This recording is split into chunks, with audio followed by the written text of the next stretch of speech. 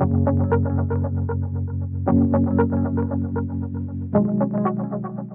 times like this, when we're confined to our homes, it's easy to become bored, and it might be tempting in downtimes in the afternoon, perhaps, to take a nap. This is to be avoided at all costs. If napping is not part of your routine, then in napping, all you're doing is depriving yourself of sleepiness that should be greatest when we're going to bed. The government guidelines allow daily periods of exercise outside the home.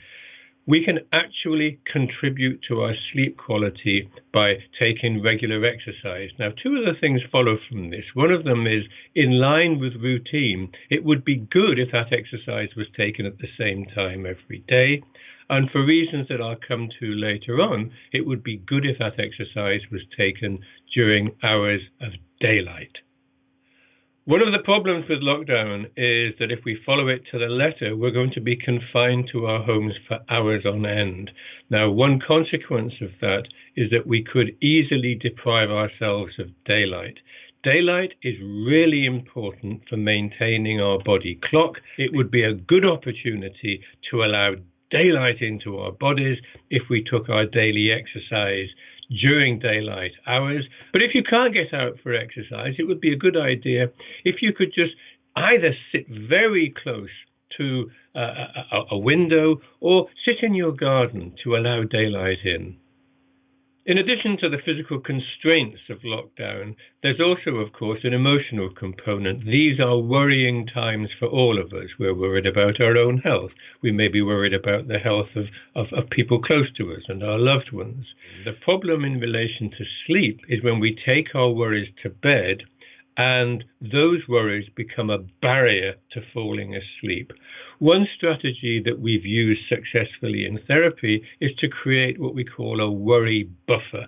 This is a brief period of time, 20 minutes, half an hour, set aside during the day when we suggest to people they go to a quiet place with a pen and a pad, and they sit and they actually concentrate on the things that are worrying them. They write them down. And then while they're thinking about them, they might write down responses or solutions to these problems.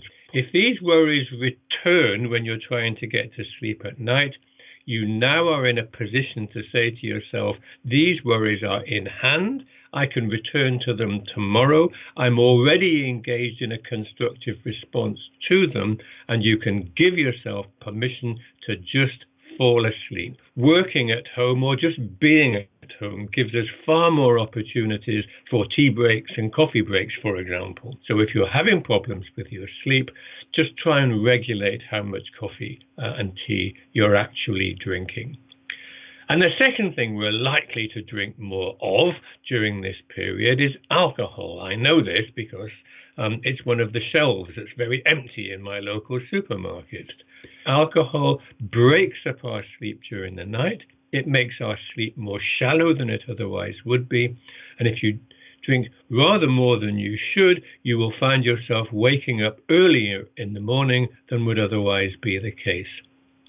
So the message here is moderation, but do not use alcohol as a sleep aid. It backfires.